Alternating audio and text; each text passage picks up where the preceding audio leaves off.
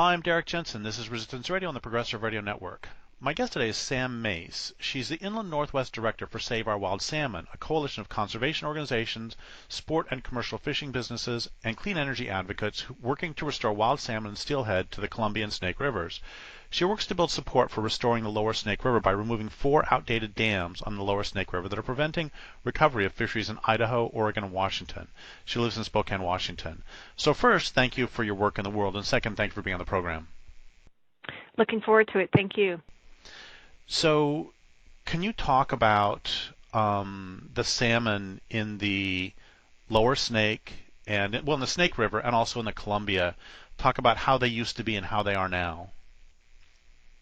Yeah, so historically, pre-European settlement, the estimates of the number of wild salmon and steelhead that entered the mouth of the Columbia River and went up into the entire basin average anywhere between 16 and 30 million fish, depending on the year, depending on the estimate. It was a tremendous bounty of fish that headed up into the Columbia and Snake Rivers and their tributaries.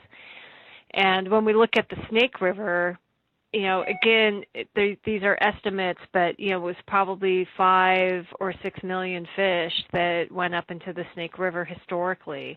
And those include the steelhead fish, the different runs of salmon, the sockeye salmon that spawned in the lakes, that just went up into thousands of miles of habitat up into the Snake River and its tributaries.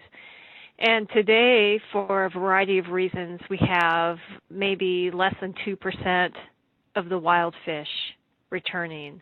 And that's because of development, it's because of overfishing at the turn of the century, and it's also significantly because of the number of dams that we have built up these systems that either completely block salmon off from their rivers of origin or severely impede their pathway, both as young, tiny smolts going downstream to the ocean and also the adults trying to get up.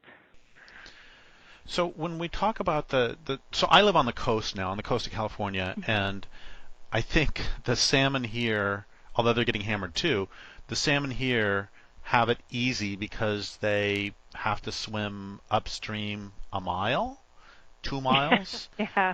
And I don't know the answer to this question. Are the Snake River salmon, are they the longest salmon distance in the world, or are they just really long? That's a matter of debate, but I would say that the Snake River salmon probably travel the farthest of any salmon species in the world potentially, and certainly climb the highest. Some of these fish spawn upwards of 6,500 feet in elevation in those mountainous areas and those wilderness and areas in Idaho. So yeah, they go a long ways. Sockeye salmon that spawn up into the Idaho salmon or sockeye that spawn up into the lakes in central Idaho travel 900 miles inland, back and forth to make those. So yeah, they have a long ways to go, and they're built for that journey. That's why they historically were some of the biggest fish. They put on a ton of fat, and they were large salmon in order to make that journey up.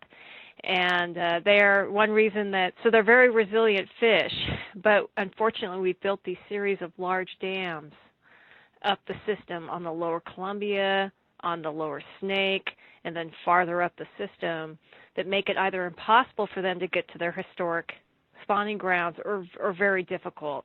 They evolved to go back and forth in these free-flowing rivers, and now, especially the baby smolts, those young salmon are now hitting these hot reservoirs, trying to make it back down to the ocean to complete their life history.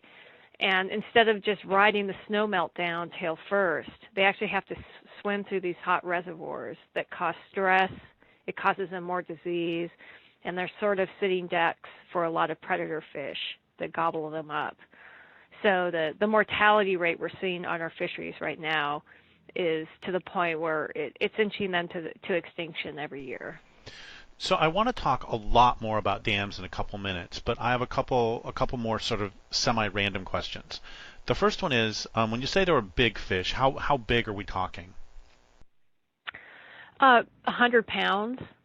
And I mean, the ones that you hear about a lot, and you see the famed photos of, are the ones, the June hogs, that made it up into the upper Columbia system and were caught and made it up into the Spokane area, which, I know that you're familiar with, Derek, having lived in this part of the world. They were upwards and more than 100 pounds. And, you saw some similar fish also in the Snake River that went way up the system. And we're losing those genetics of those big fish.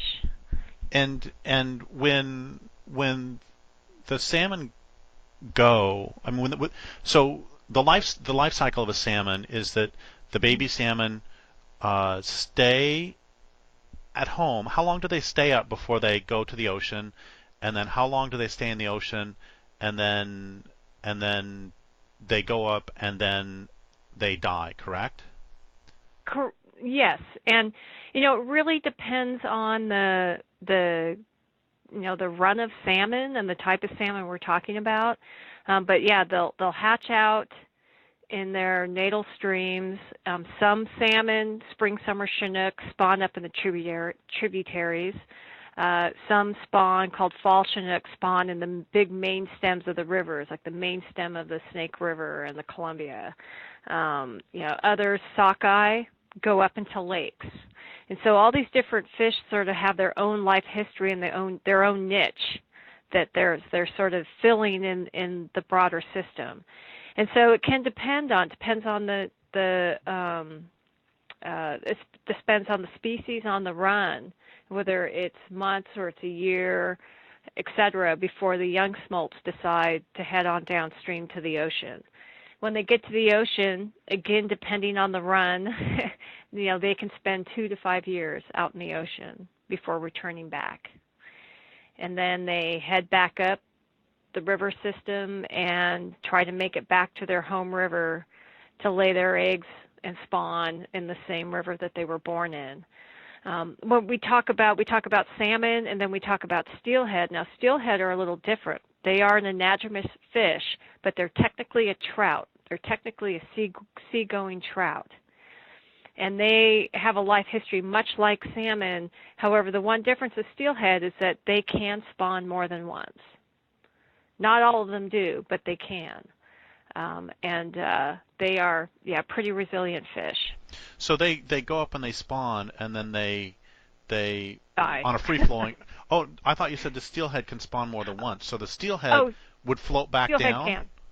No, steelhead can spawn more than once, and then they head back out to the ocean and make the trip again. I've been working on salmon issues for 30 years now, and it's pretty strange because it never occurred to me until this moment that you have a 100-pound fish who was out in the ocean for let's say it's 5 years. That's still gaining 20 pounds a year. They grow fast out in the ocean. They do, and it's one of those incredible designs by nature, right? Where it is this way to get marine nutrients back up high up into these systems, right? You think of all the nutrients and things that are flowing downstream naturally in free-flowing rivers. And salmon are this mechanism for taking all these nutrients back that have flowed down into the ocean and heading them back up into the system. And their dying carcasses up there then feed all these other species, plants, animals. It's wolves, it's grizzlies, but it's also deer, it's also other baby fish. Small trout, tadpoles, etc., all benefit from that load of nutrients that gets sent back up the system. I don't remember the numbers, but I was reading somewhere that baby salmon, like, I don't know, 40%, 60% of their nutrients come from other dead salmon that they feed on. That they're basically their parents feed them with their bodies as they're growing. It's a fairly large percentage even feed the baby fish. Yeah, I don't know the exact percentage. I'd like to see that study, but there's a direct correlation. And I've certainly seen studies looking at the health and survival of trout fisheries in streams where there is a salmon run where you have that nutrient load coming back up, because it feeds the young fish. And I'm going to make a number up here, but it's not going to be out of line, that trees grow like 3 Yes. times faster or some crazy number when there are full runs of salmon. Absolutely. There's been studies done up in Alaska, like on the Kenai Peninsula, where they have determined that 20% of a tree's growth is directly related to the salmon nutrients, because they can tell, where the nitrogen comes in a tree, whether it has a marine isotope or not. And if it has a marine isotope, it came, it came directly or indirectly from salmon. And I can't help thinking about, it's one of the things that's always on my mind when we're looking at the forests in Idaho, northeast, Oregon, the deserts of eastern Oregon, for example, these places that are nutrient poor systems naturally. And what have we done to these systems by blocking off this critical nutrient load that used to come up to these systems? And what's the long-term impact of that? Because I think it's pretty significant. So, and you said that 5 to 6 million fish would run up the Snake, and if 100-pound ones are big, so let's just say 20-pound average to make a number up. If we have 5 million times 20, that's 100 million pounds of nutrients every year that were brought, and if the populations are 2% of what they were, then that's obviously a lot fewer nutrients for everyone. So when we talk about salmon, we're not just talking about salmon, we're talking about, as you said, grizzly bears, wolves, trees, deer, everybody. Exactly. Yeah. So let's talk about dams now. So let's go through a fish's life and talk about you mentioned before that they would float downstream tail first, which I find interesting for some reason. So talk about like how long it would take them to go from, I don't know, a mountain, some stream, somewhere fairly up on the Snake River, how long it would take them to go down before, if we know. And then, so after we talk about that, then please run through the dangers posed by dams at every step. Let's follow a fish's life and talk about how a dam hurts it at every stage. Sure, yeah. So they used to make it down on the spring snow melt in 14 days, even from central Idaho. It was a quick trip, and they didn't have to expend a lot of energy to do it. Now it can take a matter of months. Oh, sorry.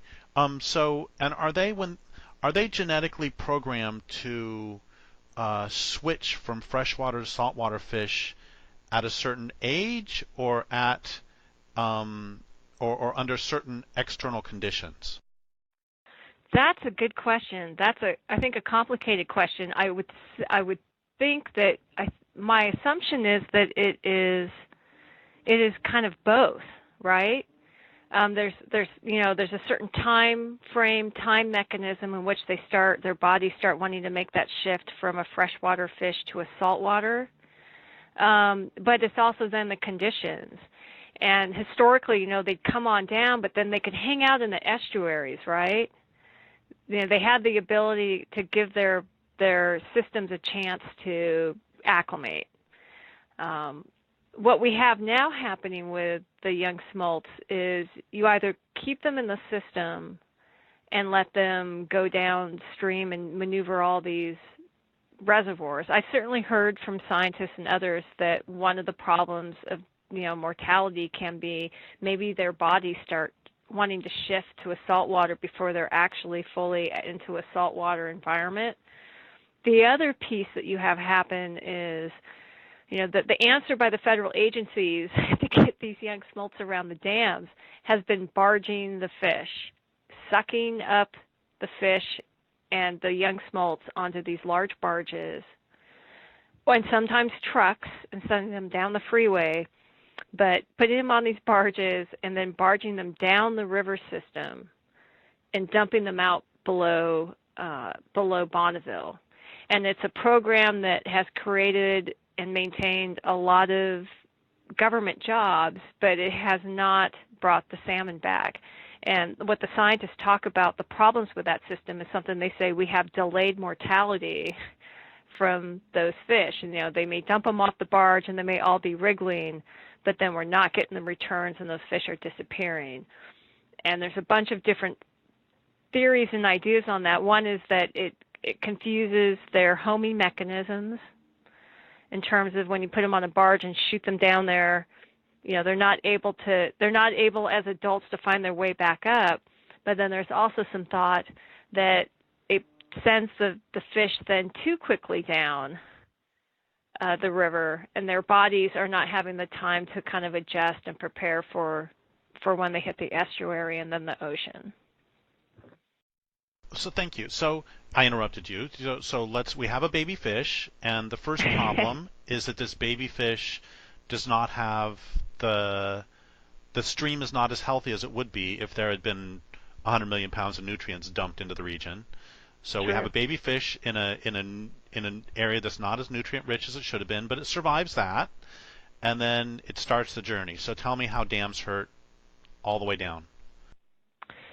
So then you have these young smolts heading downstream, and they have evolved for a free-flowing river, and they will get to these impediments. Let's say the Snake River salmon get to their first big dam, which is Lower Granite Dam, downstream from Lewiston, Lewiston, Idaho, Clarkston, Washington, and Eastern Oregon or Eastern Washington, and they'll hit this reservoir. And so instead of being able to just float down tail first, they actually have to swim through these reservoirs because the current is real limited behind a dammed river.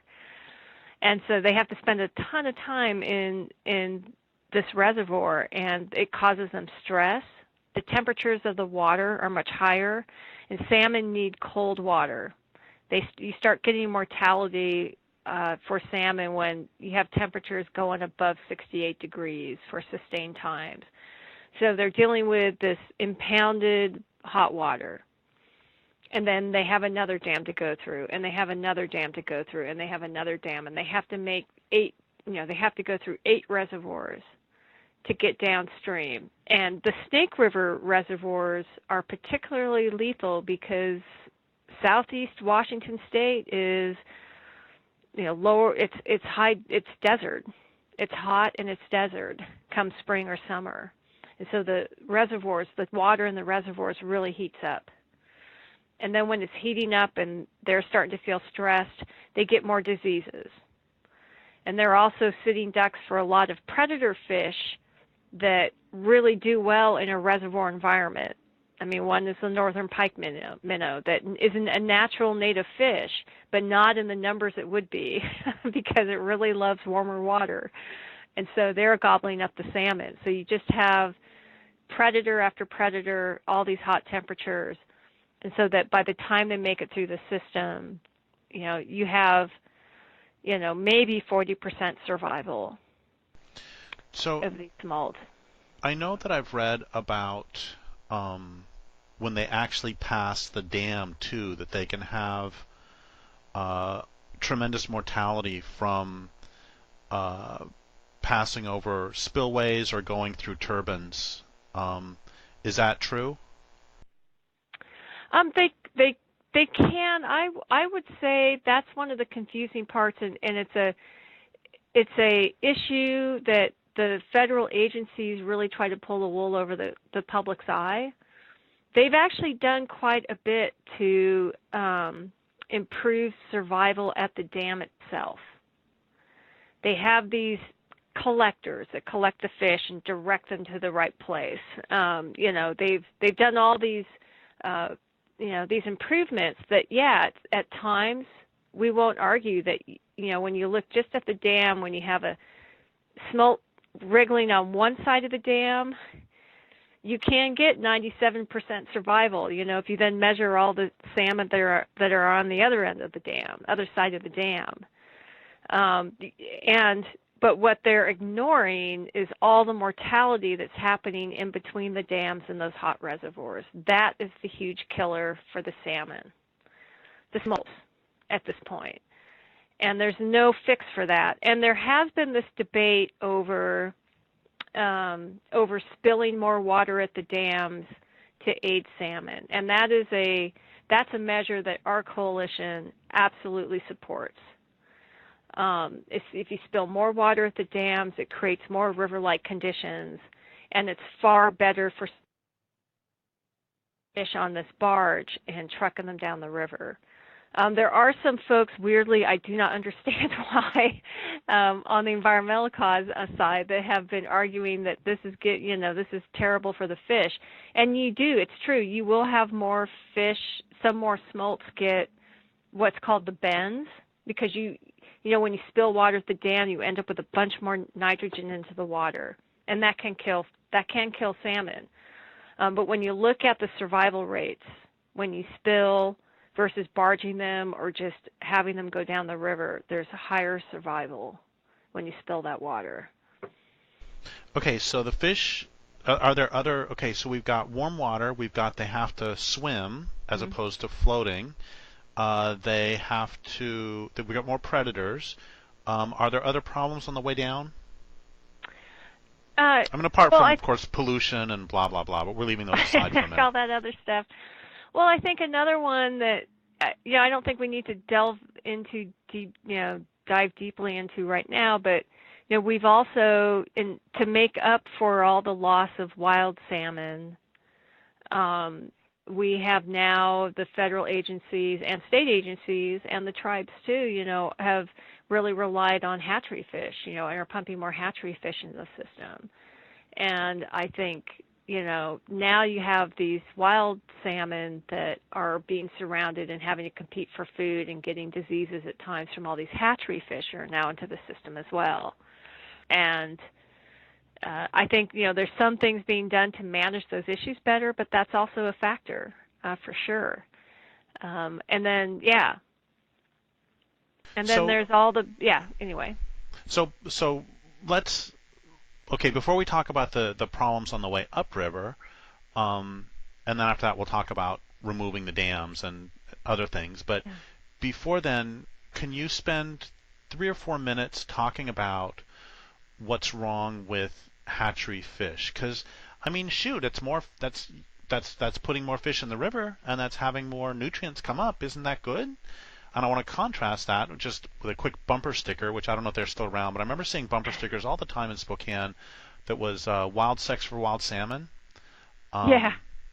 Anyway, so why do those darn environmentalists hate hatcheries anyway?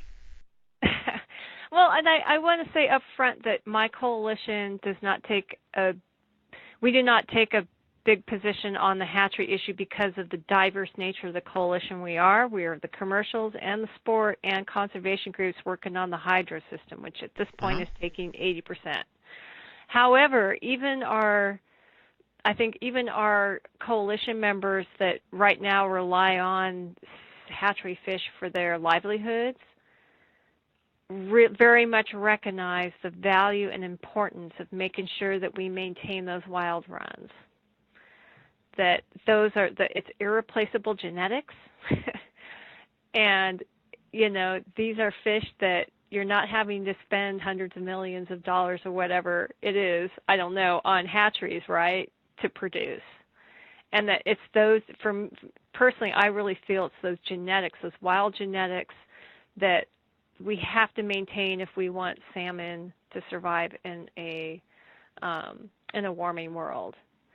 And the way, though, hatcheries, and some hatchery, I also will say that the hatcheries are very important to the tribes, and we work closely with the tribes.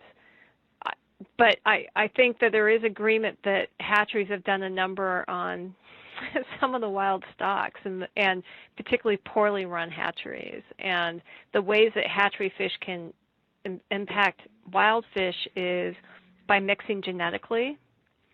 As in a hatchery, some are run better than others, but you often have the same genetics circulating in them. And so they lose resiliency, and then they're out in the system, and they are then sometimes end up escaping and spawning with wild fish. And that has a huge impact.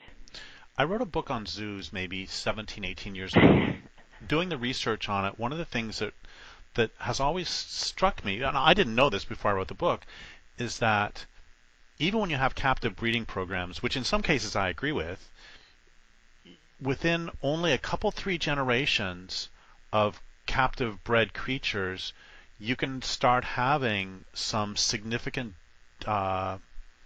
problems show up that wouldn't have shown up in the wild. I was amazed at how fast. I would have thought, it takes 50 generations of being raised in captivity before you see a difference, but it's actually really fast. Yeah, yeah, and it happens quickly. Okay, so let's go. We got the fish out in the ocean, and it swims around and goes wherever salmon go, and then it starts to swim back up. And now, how do the dams hurt on the way up? Okay, and I will say that for Snake River fish, where they go when they hit the ocean, the salmon, some of them turn south and head down the coast of Oregon and actually end up off the coast of California. The majority of them head north and end up mixing with all the salmon stocks up in Alaska. They go up north before they come back. And then they come back and they come up the Columbia, and as they're going up as adult fish, they're having their own predators. They have commercial fishermen, and they have sport fishing folks, and then they have the sea lions, which has been getting a lot of attention below Bonneville Dam. But then they have to hit these dams, and again, it's not as the mortality on the adults from the dams is not as high as the smolts, because you do lose a percentage of the adults that now on the dams with passage have to maneuver and make their ways up these human-built ladders that kind of mimic a uphill stream so that they can get up the dams. But it's exhausting. It's more energy. And then they also have to maneuver through these same reservoirs to get back up. And they are also affected by the rise in temperature, and in particular the endangered Idaho sockeye. Chinook salmon can take a little more heat than a sockeye salmon can. And so when the temperatures get high, we start losing significant numbers of wild sockeye. I know that on the Klamath, just south of here, that's a terrible, terrible problem. That they've had just huge mortality from, I don't know what the long name is, but the short name of the disease is ICH. Yeah. There have been years when it's been a catastrophe because the water's too hot. Yeah, and it's getting worse, right? And with climate change, we had a horrible year on the Columbian snake in 2015, where we lost 99% of the Idaho sockeye run coming back up the river. 45, a couple dozen fish made it back. Well, that's horrible. Yeah, and it was because of the hot temperatures. And yeah. So I'm going to ask a question I was going to ask at the beginning, but then I kept forgetting. And I don't know the answer to this, but I have, as well as salmon, I've fallen in love with lamprey. And I love lamprey. And I've seen pictures of lamprey on the lower Columbia and on some of the rivers in Oregon that they were just as numerous as the salmon. They were it's like entire rocks covered with lampreys. Yes. And so how far up did the lampreys go? Did they make it all the way too? Yes, I'm so glad you brought the lamprey up, because I meant to mention them earlier. Yes, lamprey made it all the way up into the Snake River, a very important food fish for the Nez Perce and other tribes. That's crazy, because because salmon are built for speed, and they're strong fish. Tell people very quickly what a lamprey is and how awkward it would be for them to go hundreds of miles. Yeah, I don't even know really how they do it. So lamprey are a big eel with a suction mouth. And yeah, nothing like, they do not have the size or the fat on them like a salmon does. And they, just like the salmon, are anadromous, make their way down the river, spend time out in the ocean, and then travel back up. And one of the big problems with the lamprey is that, they built these fish ladders for the salmon and steelhead, but those are not set up for lamprey. The lamprey have a really difficult time trying to make it up those ladders. And so the lamprey are in horrible, horrible shape in the Snake River. I would recommend that people listening to this try to look up a video of, I don't know what the search terms would be, like lamprey climbing waterfall or something. I mean, honestly, it makes me cry how hard they're working. I mean, it's wonderful to see salmon jumping. It's beautiful and just shows how just strong the urge to live is. And then lamprey don't have that. What lamprey have to do is grab onto the rock and then throw themselves up an inch, 2 inches, and then do it again and do that all the way up the rock face. It's one of the most stunning things I've ever seen.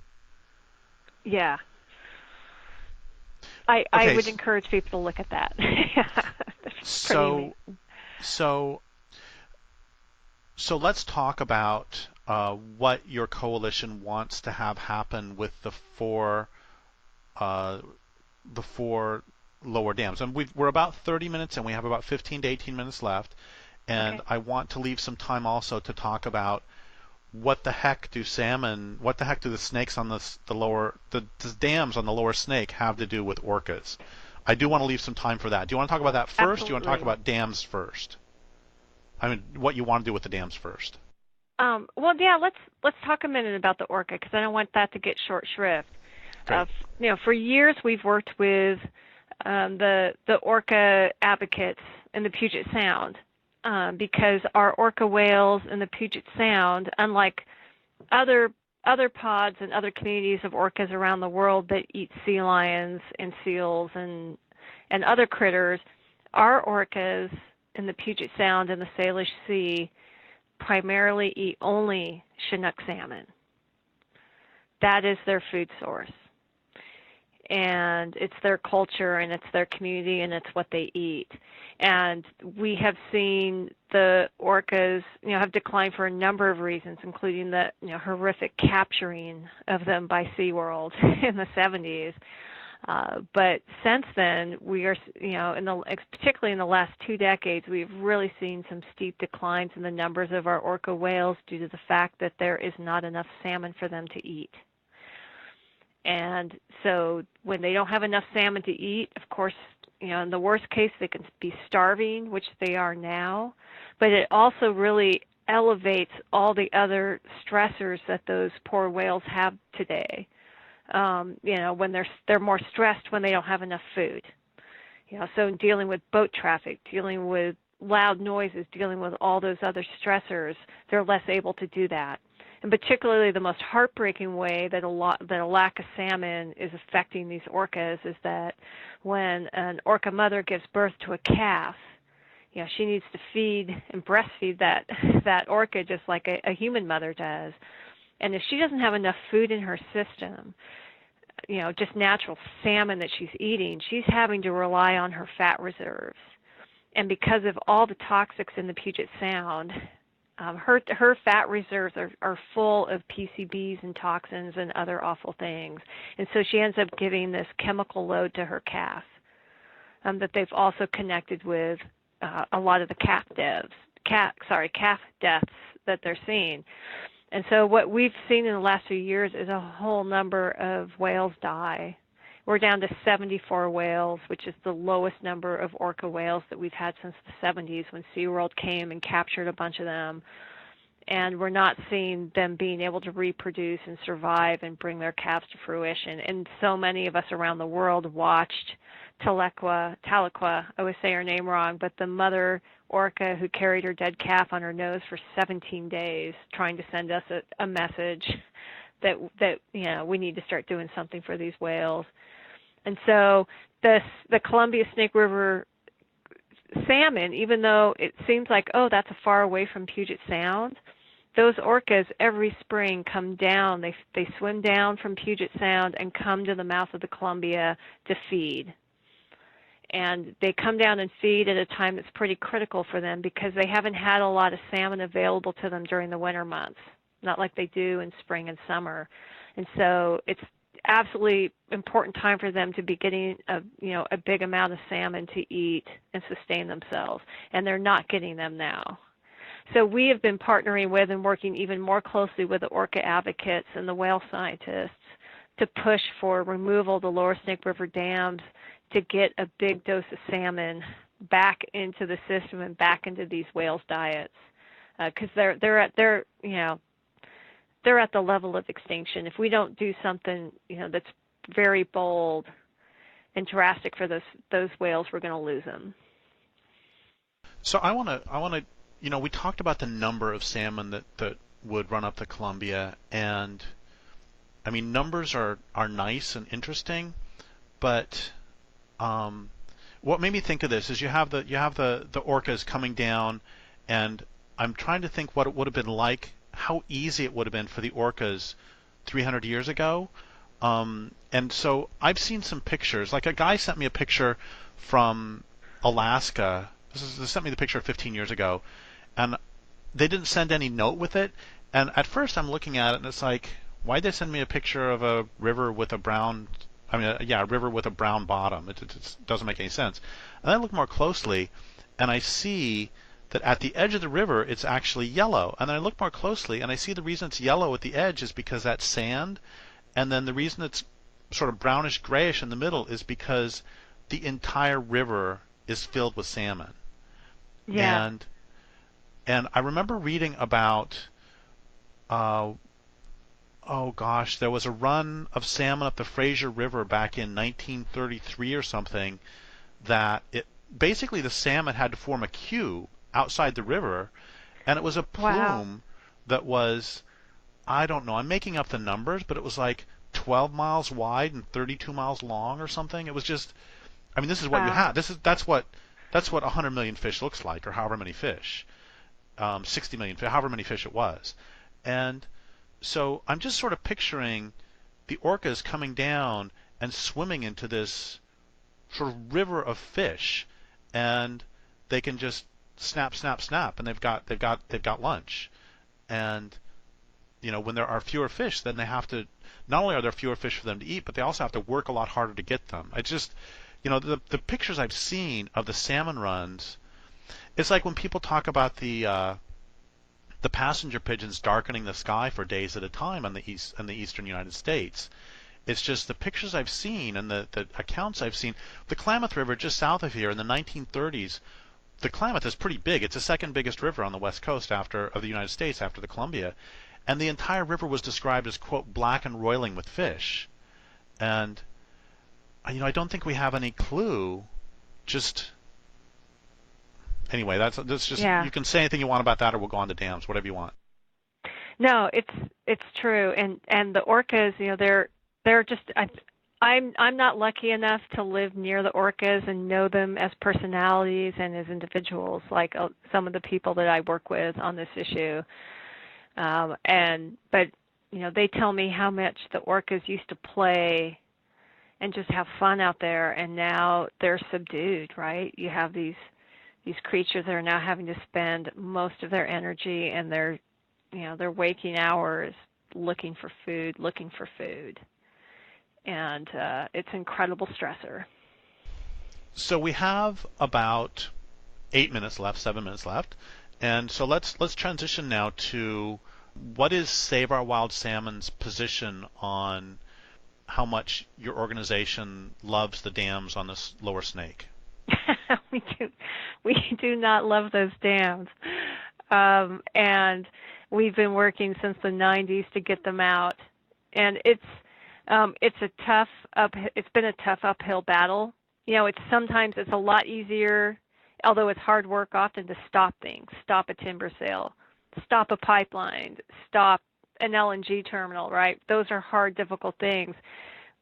We're in a position, right, where we're trying to get the federal agency to take a big action, a proactive action, to remove 4 dams, and it takes time, and it's taken time on every other river where we've seen dams come out.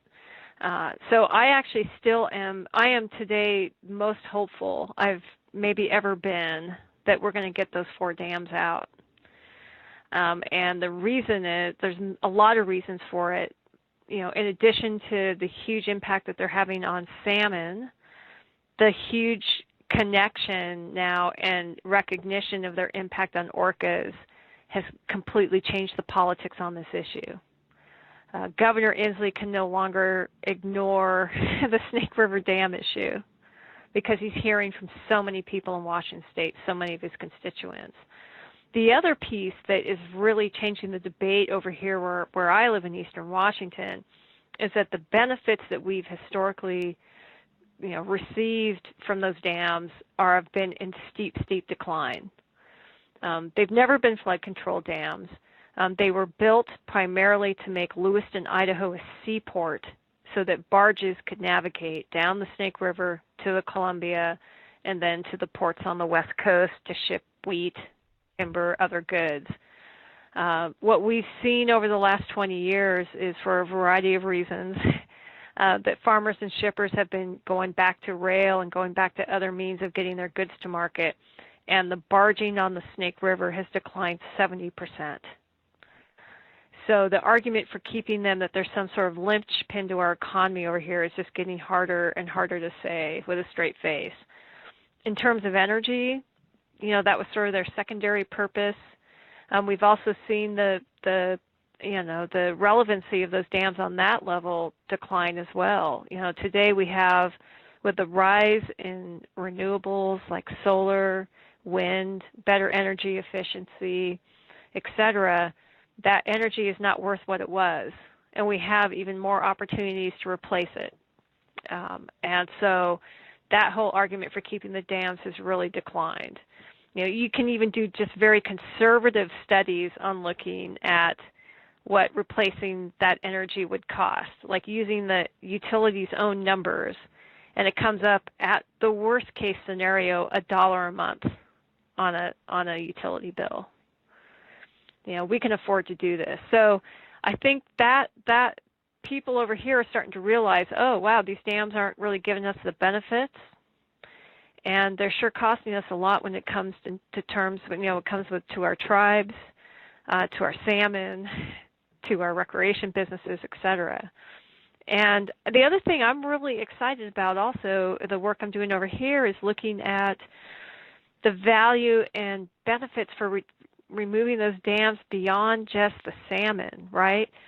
If we took those dams out, we would have this 140-mile corridor of river habitat through southeast Washington. And as you know, Derek, it's a pretty industrialized agricultural landscape. There's limited habitat in places.